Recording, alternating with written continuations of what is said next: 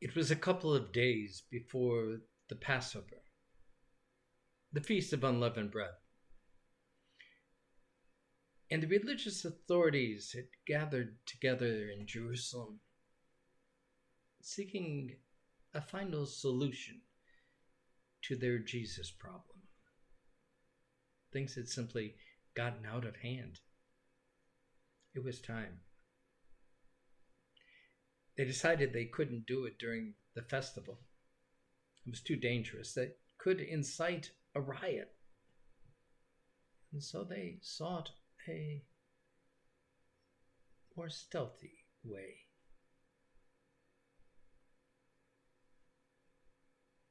It went down like this.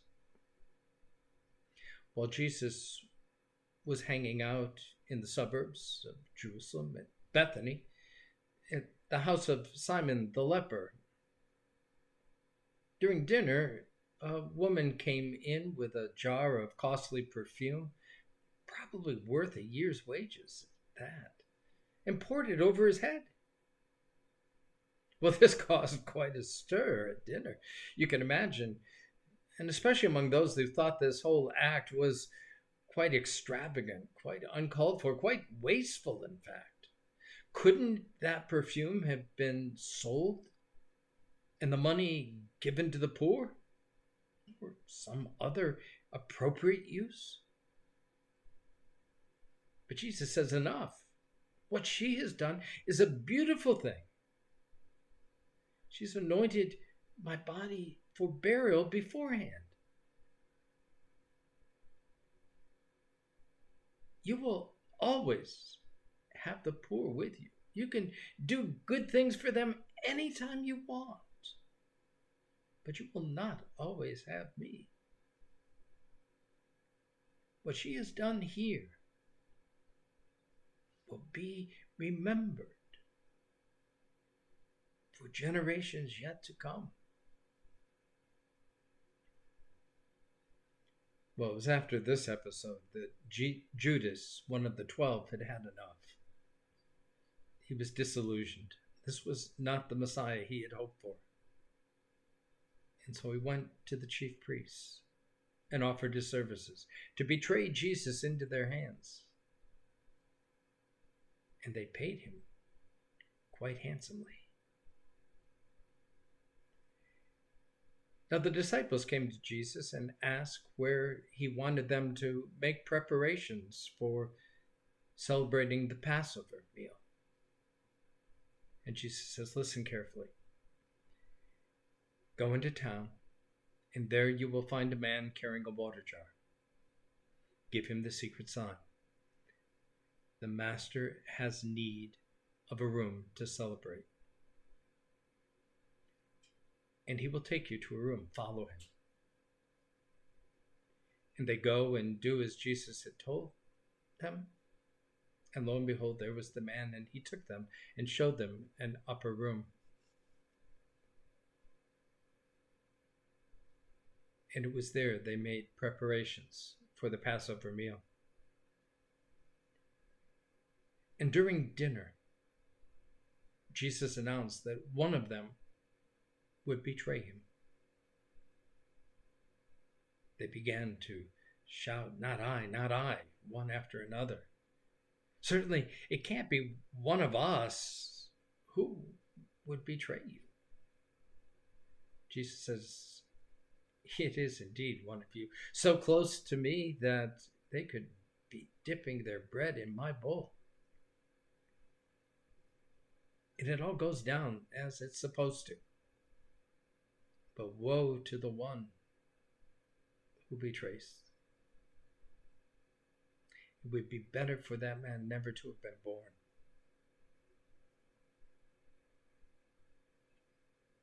And as he was breaking the bread, Jesus said, this is my body. And again after supper, he took the cup. And when he had blessed it, he said to them, this cup is the new covenant in my blood, given for you. I shall not drink of the fruit of the vine until I have come into my kingdom. And when supper had ended, he took them across the valley to the Mount of Olives. And there he announced that they would all scatter that night. They would desert him.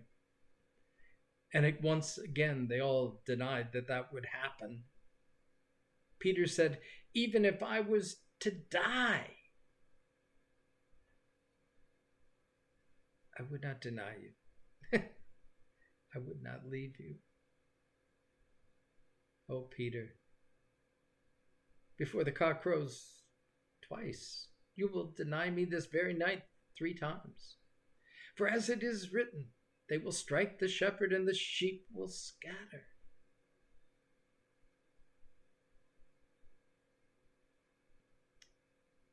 With that, Jesus takes Peter and James and John and goes deeper into the garden called Gethsemane. He instructs them to stay awake and watch while he goes in to pray. And he goes a little deeper and he throws himself down on the ground. His soul is deeply troubled. He prays, Dad, Father, all things are in your hands. Everything is possible for you. So if it is all possible, take this cup from me. Let this all work out a different way. But not my way. Let it be your way. He went out to check on the disciples and found them asleep. He woke them up. Can't you stay awake for an hour? And went back in and prayed again in the same manner. He came back out a second time. They were asleep. Again, he woke them. The spirit is willing, but the flesh is obviously weak. Stay awake. And he goes back a third time and prays. And when he comes back out, guess what? They're sound asleep. Get up, because my betrayer's at hand. And at that point, Judas shows up with a mob from the city, with clubs and swords. Now, Judas has given them a sign. The one whom I kiss, that's the one you want to arrest. That's Jesus. And Judas goes up to Jesus and says, Rabbi, and plants a kiss on his cheek. And they seize Jesus. And the melee breaks out, and in the midst of the melee, one of the disciples draws his sword and manages to slice off the ear of the slave of the high priest. Enough, says Jesus.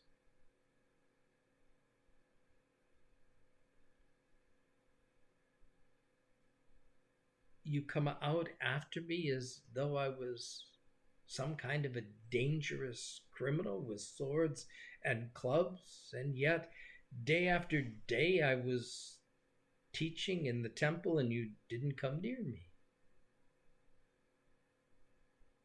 But it's all part of the plan. And they all deserted him. Now there was a young man dressed only in his undergarment. And they seized him, but he managed to wiggle out of his clothes.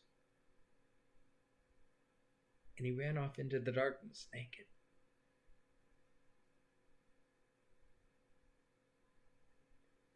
They bound Jesus and led him away to the house of the high priest. And Peter followed it some distance, but stayed in the courtyard. And they took Jesus inside. And there a kangaroo court had assembled. It was all set. It was a slam dunk.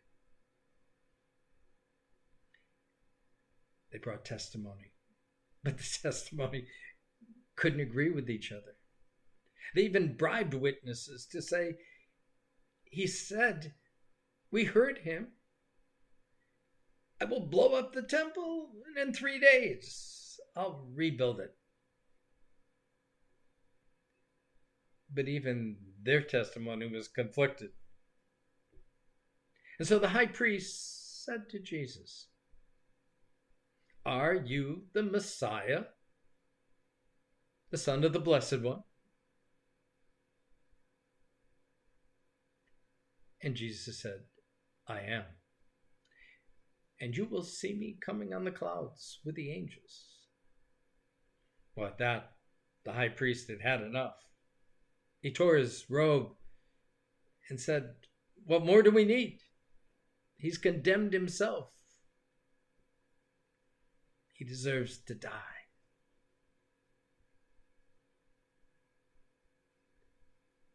And they began to mock him. "Hail, King of the Jews." Now, while all this was going on, Peter was down in the courtyard, warming his hands by the fire. And a young girl comes up to him and says, "Do you know what's going on in there?" "Why would I know?" "Well, you were with him." "No, I don't know him."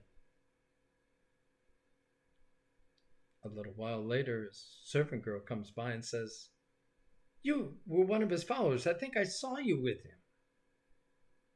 He said, "I don't know what you're talking about." And in the distance, the cock crows. A little while later, someone else comes up to him and says, "I am certain you were one of his followers. You smell like a Galilean." "I do not know him." And with that, the rooster crows a second time. And Peter remembers what Jesus said. Before the rooster crows 3 times, 2 times, you will deny me 3 times. And with that, he wept.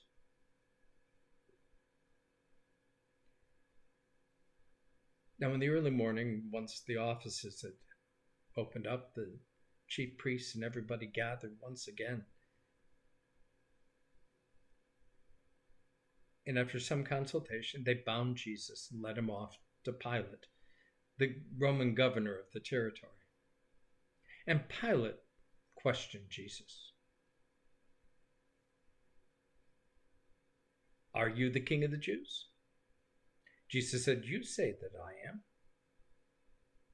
"But listen to all the charges they bring against you. What do you have to say for yourself?" And Jesus was silent. And Pilate was amazed.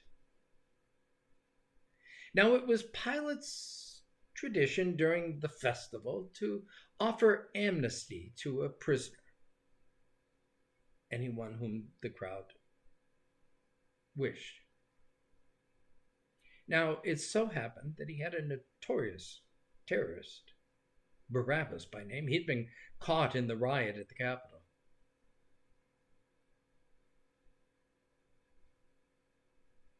And certainly was far more dangerous than this Jesus. And so he asked the crowd, "Who do you want me to release, Barabbas or Jesus?" And they say, "Give us Barabbas." "Well, what do you want me to do with this Jesus?" And they yell out, "Crucify him, crucify him." "Why, what has he done?" And they yell all the more, "Crucify him, crucify him." And as this continues, Pilate realizes it's about to get out of hand, and he's going to have a real problem if he doesn't do something very quickly. And so he releases Barabbas and has Jesus flogged and bound. Now, the whole Roman army is gathered, some 200-300 soldiers. And they put a purple robe on him, a crown made with thorns. And they began to mock him. "Hail, King of the Jews." And they spit on him. "Prophesy to us, O mighty one." And when they'd had their fun, they took off the robe and led him away to be crucified. On the way, they compelled a visitor to Jerusalem, Simon from Cyrene. You know, the father of Simon and Rufus.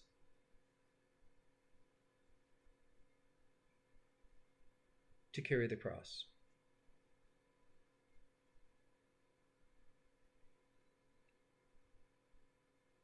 It was 9 o'clock in the morning when they crucified Jesus.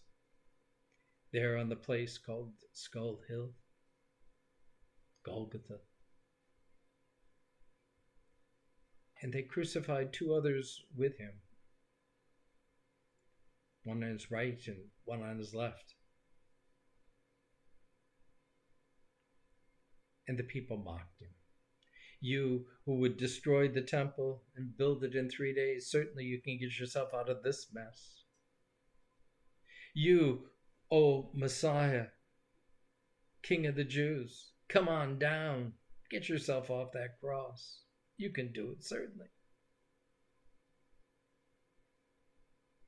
And they continued to mock and jeer him.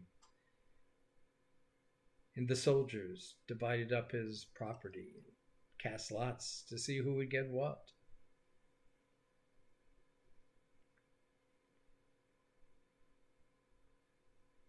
There was darkness over the whole earth from noon until about 3 o'clock. And then Jesus cried out with a loud voice, Eloi, Eloi, lama sabachthani. My God, why have you forsaken me? And with that, he breathed his last. And the curtain of the temple was torn in two from top to bottom. The centurion who was standing guard at the foot of the cross, when he had witnessed all of this, exclaimed, truly, this was God's Son.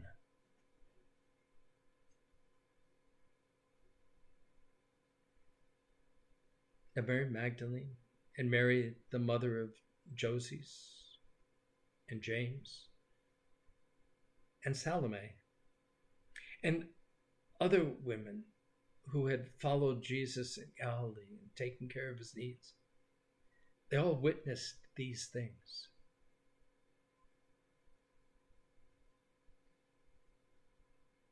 Now Joseph from Arimathea, a devout Jew, who too was waiting expectantly for the coming of the kingdom, went to Pilate and asked for the body of Jesus to be buried.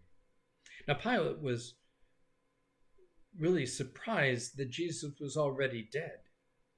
Crucifixion usually could go on for days. And when he had been assured by the Roman soldiers that he was indeed dead, he gave the body to Joseph to be buried. And Joseph laid him in a tomb, wrapped in a fine linen garment.